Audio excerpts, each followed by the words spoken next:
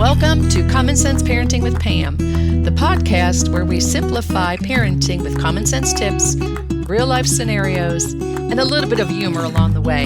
I'm Pam, and I'm here to help you build the skills and confidence you need to raise happy, resilient, and responsible children. So grab your coffee, take a deep breath, and let's tackle parenting one common sense tip at a time. Hello, everybody, and welcome to our episode today where we are talking about transitioning without meltdowns. Now, if you're a parent, I'm sure you have dealt with this, and if you haven't, prepare yourself because most likely you will at some point if you have children. Transitions can be challenging for young children, and they can have meltdowns, they start screaming, they have tantrums. It can be something as simple as having to leave the park, turning off their iPads for your older kiddos, or, getting ready to go to bed at night. And they don't want to, and they make excuses and reasons and try to negotiate and compromise and all that good stuff. So it can get a little bit challenging, and we're going to talk about some simple and effective strategies to make the transition smoother, make your life a little easier, and your child's as well. But let's talk about why they're so challenging in the first place. Well, there's several reasons. One is maybe your child didn't hear you when you asked them to do something. It's time to leave the park or it's time to get ready for bed because they just didn't hear you. They were busy doing what they were doing, and they were either so engaged in what they were doing that they truly just did not hear you because their brains just don't, switch gears as quickly as ours do, and they're so engrossed in what they're doing, they tune you out, right? Or maybe they just used their selective hearing and they decided they didn't want to have to listen to you. So that's a skill that they particularly master when they're teenagers. So get prepared for that if you're not experiencing that already. Sometimes struggle is tough. You have some neurodivergent kiddos that change is really challenging for them. And so you have to kind of ease into it and use some different techniques to make that a smoother process. Young children don't understand the concept of time. So when you're saying to your 2, 3, 4, 5-year-old, we have to go in 5 minutes, you might as well be speaking a foreign language. They have no idea what that means.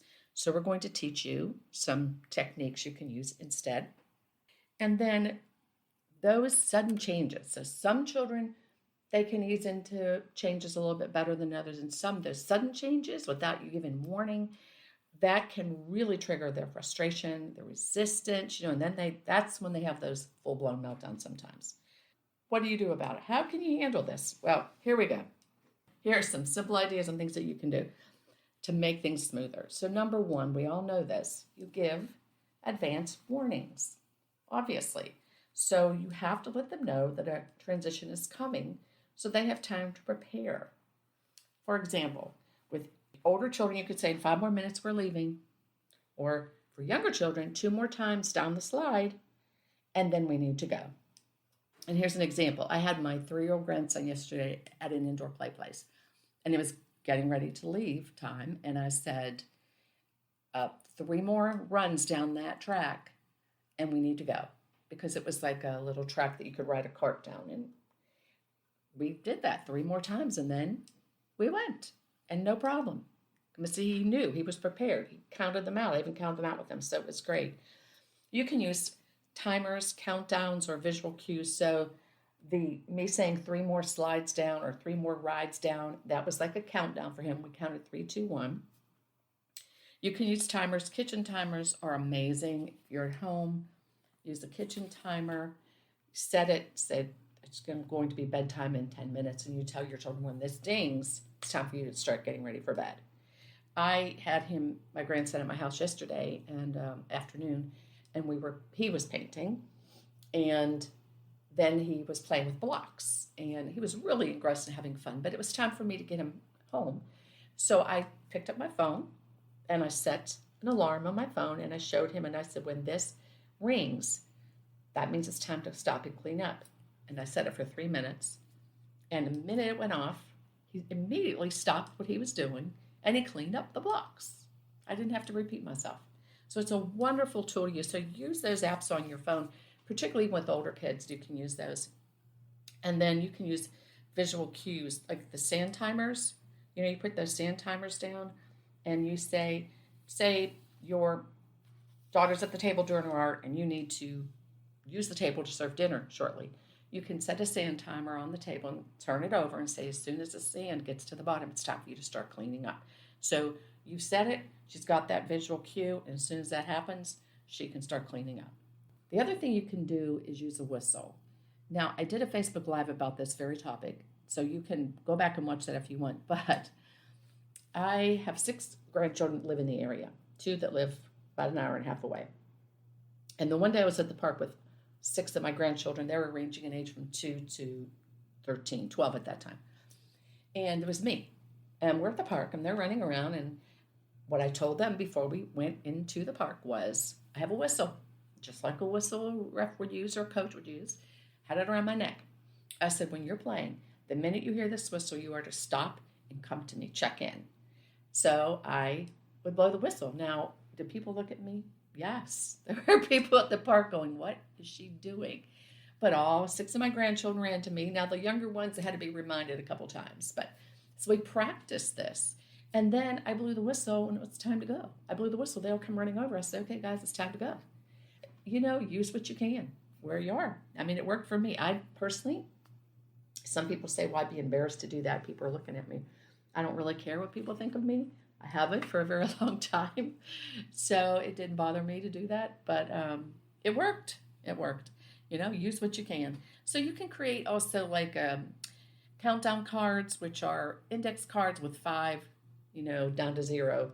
And so if you're at the park with your children, you're out somewhere, they're playing, you can show them the 5. You can teach them, when I show you the 0, it's time to go. When I start showing you the numbers, then it's time for you to start winding down. And once we get to the 0, and you can have the 0 like in a red color or a green to go, it's time to leave. So they've kind of eased their way out.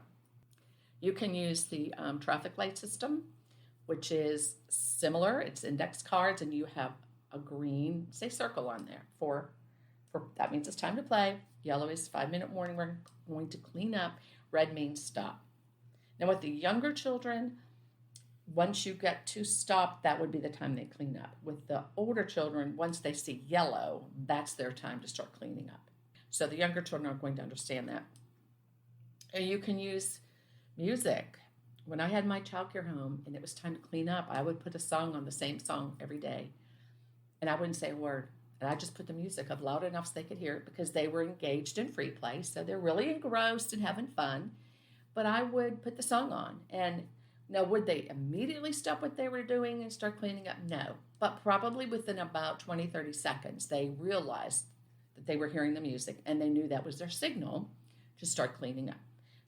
And that's how I used it effectively. And I also had hats that I would wear for different times of the day. So I had a hat that I glued like a fork and a spoon on, a plastic one, and I would just walk around and point to the hat. And they knew that was time for lunch. I had one that I glued the cover of a book on, an old book on. I would just point to it, and they knew it was story time. So they would come and sit down for story time. So I tried to teach them the signals without me having to say too much. Made my life easier, and they knew what they needed to do. So it was very effective. And then this idea I love, they take a transition buddy or a stuffed animal. It can be a little dinosaur, it can be a little doll, baby doll, it can be whatever. And they have it at the park with them. And when it's time to go, say from the park or wherever you are, that object or that baby doll waves goodbye to everybody and everything. Go out by to the swings, let's say goodbye to the park. And that helps them transition out into the car. Now, the other thing I love, this I learned recently, and I shared this reel. It's not my idea. I'm not taking credit for this, but this is brilliant, and I'm sharing it. So it is on my Facebook page. I have been in early childhood for 40 years, and I've never heard this before. It's genius, and I do it with my grandson all the time now, and it's so effective. So here's the idea on this. 2, 3, 4-year-olds, they don't have logical reasoning brains. When you're saying things to them like, come on, we got to go right now because we have to get to the store. And if I don't get to the store, I'm not going to have time to make dinner. And, okay, save your breath. Or you want them to come to you and they're across the room and you're asking them to come to you and they're ignoring you. I'll give you an example. So I was at my daughter's house and picking up my grandson. I take him out every Wednesday morning, and we spend time together. I love it. He was standing in the kitchen near his dad, and I was in the dining room sitting at a table. And I wanted him to come to me because I needed to brush his hair. He has long hair. And I usually brush and pull it back in a ponytail or something for him. So I said, buddy, come on, let's go. We need to get ready to go to the library. Let me comb your hair. He just looked at me. Okay, so did you hear what I said to him? That was logical. He could care less. I need to comb your hair because we want to go to the library. You need to come over here. And he was thinking, I don't want you to brush my hair. So I tried this. I looked at him. What this woman says is children are about their senses, as we all know, not logical. They're about feeling, touching, tasting, that kind of stuff. So I said, I'll bet you can't hook your little pinky finger to mine. He flew across that room, hooked his pinky finger to mine. I put his little body between my legs, and I brushed his hair. And we went to the library. I have done it so many times since. At this age, children love fun and games. So you make it fun. So you're leaving the park and you can say, let's see who can get to the car like superheroes the fastest. Or I count them. And again, for 2 to 5, I've even done this with my 8-year-old granddaughter. I would say, hey, I need you to go put your shoes on. I bet you can't do it. By the time I count to 10, whoosh, off they go. Or my grandson, the youngest, I know he has to go to the bathroom. He's potty trained, but I know he has to go, but he's kind of resisting. And I'll say, do you need to go potty? And he'll say, no. And I'll say, I'll bet I can get to the bathroom faster than you can. And off he runs. And then I put him on the potty and he goes. So you can make it fun. It does not have to be daunting and a conversation and lots of talk and discussion. It's just fun. Make it work. Offer like a what's next phrase. So say you're at the park and you know you need to go home. And you could say, hey, let's go home and make a snack together. So you've taken their focus on what they're doing and let's go do this instead. That's next. It can make that much more positive, that redirection much more positive. And then with young kids, they benefit the most from visual timers, the sand timers, those musical cues that we've talked about. You can also do things like, hey, when this song ends, it's time to turn off your tablet. Next thing you can do is you can dim lights to signal transition time. I know when I was in school, teachers used to do that all the time. They dim the lights. That meant quiet.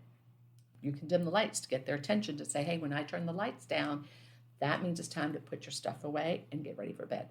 One lady shared a reel, and I posted it on my page as well. I love this idea. She said it's time for bedtime. She said her and her husband are constantly having to have conversations with the children about bedtime and the resistance and asking for more time. And so what they did is they have several Alexas in their house, and they programmed them all to come on at 7 o'clock every night, this one particular song. They no longer have to say a word. As soon as that song starts playing in the house, wherever children are, they can hear it. They automatically know it's time to wrap it up and time for bedtime routine. And she said it has changed their life. And one thing you have to remember is kids learn best through repetition, over and over and over. So when you do this, be consistent with what you're doing. And once they know the pattern, they're going to adjust more easily over time. For example, if they know the screen time always ends with a timer, they'll start expecting it. Make sure you do it every time. And do not cave in to the commands or demands for extra time. Please, please, please, 1 more minute. Stay consistent with this. And you know what? It's okay if they're upset. They're allowed to be upset. And you can acknowledge that. You can say, hey, I understand. I see you're upset. It's hard to stop playing. You had so much fun, but it's time to go. We need to go. I hope those ideas give you some tools that you can add to your parent toolkit. Remember I say, just like a construction worker or contractor has that toolkit strapped on him or her with all the tools in there, you need to have the same thing. You need a variety of tools in your toolkit that you can pull out as needed. So when they do still resist, now you've tried some things and maybe you've told them, I see you're upset, but they still resist, stay calm. Do not engage in power struggles with your children. You're the boss. You're in charge. They don't have to like it. It just is what it is. So stay calm. Keep your tone neutral. Use the, hey, when we get home, you can have a snack, or when we do this, you can do this. Let's try the when-then approach, and then follow through, like I said, every single time. So remember, handling transitions does not have to be a battle. Give warnings, make it fun, and offer what next focus, and it can work wonders. Thank you for tuning in to today's episode of Common Sense Parenting with Pam. I hope you enjoyed the episode, and if you did, please leave a review. That helps other parents find us. And if you have friends who also have children and could use some parenting tips, feel free to share this. I would really appreciate it. And I love to hear from you, so you can always find me on my socials. And until then, remember, hug and love your babies.